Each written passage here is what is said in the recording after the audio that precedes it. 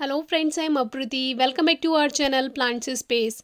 ये प्लांट हमने फरवरी में नर्सरी से लिया था। छोटे से पॉली बैग में लगा था और बालू मिट्टी में लगा था, तो जगह कम थी और पोषण भी नहीं मिल पा रहा था, तो उस पॉली बैग में ज़्यादा अच्छी ग्रोथ ये नहीं कर पाता। तो फरवरी का टाइम जो था वो ग्रोइंग सीजन था, तो तब हमने टेम्परेरी प्लांट को 7 इंचेस के थर्मोपॉट में शिफ्ट कर दिया था, क्योंकि तब ग्रोथ करना ज़रूरी था प्लांट का, क्योंकि ग्रोइंग सीजन शुरू हो गया था। और फिर 21 जून को हमने इस 10 इंच के गमले में इसको शिफ्ट कर दिया था। और जो मिट्टी बनाई थी वो पहाड़ी मिट्टी जैसी बनाई थी, जिसमें कंकड़ पत्थर हों, क्योंकि ये जो प्लांट है ये पहाड़ी क्षेत्र का ही है।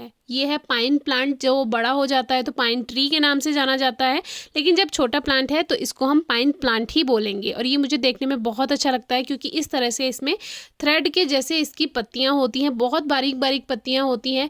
इसमें शुरू की पत्तियां बारीक होंगी, छोटी होंगी, और जो नीचे की तरफ इसमें बीच बीच में लंबी लंबी स्ट्रिंग सी होंगी, ये बहुत प्यारी लगती हैं।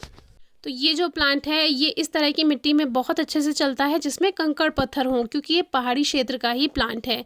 तो ये जो पाइन प्लांट है इसको कटिंग से भी ग्रो किया जा सकता है, और नर्सरी से भी आप इसके प्लांट लेकर आ सकते हैं। और एक हमने पहाड़ी क्षेत्र की वीडियो आपसे शेयर की थी, उसमें इसका बड़ा पेड़ दिखाया भी था। अगर आप जंगलों में गए होंगे, पहाड़ी क्षेत्रों में गए होंगे, तो ये पेड़ आपने ज़रूर देखे होंगे आसपास। अब मदर ऑफ थाउजेंड के बेबी प्लांट्स इसमें अपने आप से ग्रो हो रखे हैं, क्योंकि हमारे पास जो पॉट्स हैं उन सभी में आपको ये मिल जाएंगे देखने के लिए। क्योंकि मदर ऑफ थाउजेंड का जो प्लांट है उसमें बेबी प्लांट्स बनते रहते हैं और वो झड़ते रहते हैं और उनसे नए पौधे बन जाते हैं। तो ये जो पाइन प्लांट है, देखिए इसमें न्यू शूट्स भी आ रही हैं। ऐसी बात नहीं है कि इसमें केवल ये टहनियाँ ही बनेंगी, छोटी छोटी शूट्स भी आपको देखने के लिए मिलेंगी, जिससे ये और भी ज़्यादा घना हो जाता है। और अभी तो ये प्लांट छोटा है, जैसे चल रहा है वैसे ग्रोथ करने देनी है, लेकिन जब बड़े हो जाते हैं तो अपने अकॉर्डिंग इसको शेप दे सकते हैं, उसके अकॉर्डिंग ही ये बन जाता है। और बाकी ये जो इसमें सूखी हुई पत्तियां देख रहे हैं, पीछे की तरफ से ये पत्तियां सूखती रहती हैं। और जब आप पहाड़ी क्षेत्रों में गए होंगे, आपने ज़रूर ज़मीन पे ये बिखरी हुई देखी होंगी पहाड़ों पे। पहाड़ों में आग भी इसी कारण से लगती है। जब घर्षण होता है, जो पेड़ एक दूसरे से टकराते हैं या हवा चलती है, आंधी तूफान आता है, तो उसमें घर्षण होता है और उसी की वजह से उसमें चिंगारी निकलती है।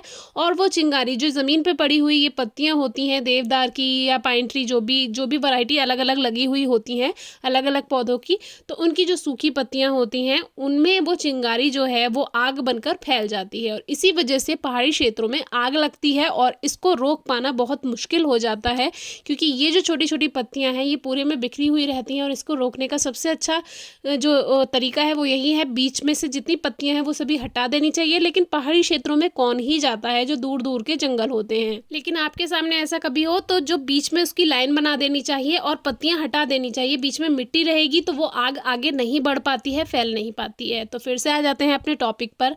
तो अभी अगर आपको घर में ये पौधा लगाया हुआ है, क्योंकि ये ऑर्नामेंटल प्लांट है, आपको हर किसी के घर में नहीं मिलेगा, एक सजावटी पौधा है, बहुत प्यारा लगता है, तो इसको ज़रूर ग्रो कीजिए। बहुत कम देखभाल मांगता है, तो इसकी ये सूखी पत्तियां हटाते रहें। और शेप देनी है तो शेप भी आप दे सकते हैं। वैसे छोटे पौधों को शेप देने की ज़रूरत नहीं होती है। अगर आपको बोनसाई बनाने का शौक है तो इसमें वायरिंग भी कर सकते हैं, तार से इसको जैसी शेप देना चाहें वैसे बना सकते हैं। इसके बड़े पेड़ भी मिलते हैं नर्सरी में, लेकिन वो आपको महंगे मिलेंगे, तो कोशिश कीजिए छोटे प्लांट लें। मैंने इसका एक छोटा सा प्लांट 100 रुपये में लिया था, 100 रुपीज़ में आपको मिल जाएगा लोकल नर्सरी में। और बड़े प्लांट तो इसके हज़ारों रुपए तक मिलते हैं। तो आप 1 से 1.5 साल में अच्छा हेल्दी बड़ा प्लांट इसका बना सकते हैं। तो कोशिश कीजिए छोटा प्लांट लें। इसको कम से कम 4 घंटे की सीधी धूप में ज़रूर रखना है, कम से कम पानी देना है, हल्की नमी रहेगी, बहुत अच्छा ग्रोथ करेगा। और 1-2 दिन पानी देना भूल जाते हैं, प्लांट पे कोई इफेक्ट नहीं पड़ता है। खाद की भी बहुत ज़्यादा रिक्वायरमेंट नहीं होती है। मैंने जब इसका पॉटिंग मिक्स बनाया था तभी इसमें खाद दिया था, उसके बाद नहीं दिया। और अब तो सर्दियाँ शुरू हो गई हैं तो अब नहीं दूंगी, अब फरवरी में ही इसमें नया खाद मिलाऊंगी। बहुत कम ही प्लांट ऐसे होते हैं जिसको कम केयर की ज़रूरत होती है। और अब तो वैसे भी सर्दियां शुरू होने वाली हैं, तो इसको कोई एक्स्ट्रा केयर की ज़रूरत नहीं है। फरवरी से आप अगर रिपोर्टिंग करना चाहते हैं रिपोर्टिंग कर सकते हैं।